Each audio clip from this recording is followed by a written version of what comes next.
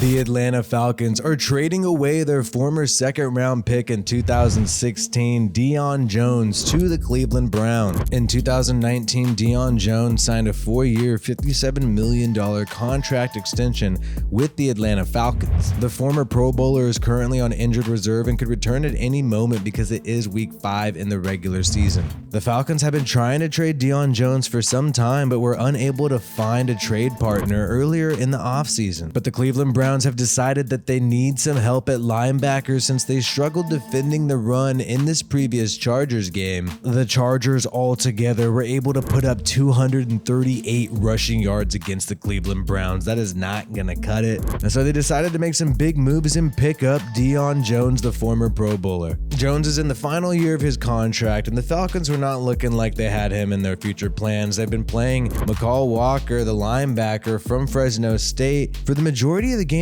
this season, along with Rashaan Evans. And even recently, you've started to see the second-round pick in 2022, Troy Anderson, get in the mix at linebacker as well. The question is, why have teams been hesitant to trade for Deion Jones in the offseason? They would have had to absorb his $14 million cap hit if they would have traded for him in the offseason. The Falcons eventually had to restructure his contract, and now the Browns will be getting this guy for a steal. Only $1 million counted against their cap for Deion Jones. We know Deion Jones had shoulder surgery this past offseason, so maybe that's why teams didn't want to risk taking on that $14 million cap hit. But now the Cleveland Browns could perhaps get a steal, get a former Pro Bowl linebacker at a position of need on their defense for only $1 million against the cap. And apparently, we don't know the exact type of round the trade pick was for Deion Jones, but we do know it was a late round pick. So you get Pro Bowl talent for a late round pick and only $1 million against the cap. There is nothing better than that. However, there is a chance that the Falcons know something that the rest of the NFL does not. Maybe that's why they decided to have players like McCall Walker step in and be the starter at the linebacker position instead of Deion Jones. Maybe Deion Jones is banged up and the Falcons are getting something for nothing here. The Browns will look to face the Patriots this upcoming week, and maybe Deion Jones could help them against the run game, because you know New England is going to be relying on that since they've been rolling with Bailey Zappi at quarterback. And Falcons fans are honestly too pissed to care that their former Pro Bowl linebacker is being traded because they just got totally screwed over by the refs in a game against the Buccaneers. You even have Cordell Patterson, star running back of the Atlanta Falcons, posting on Twitter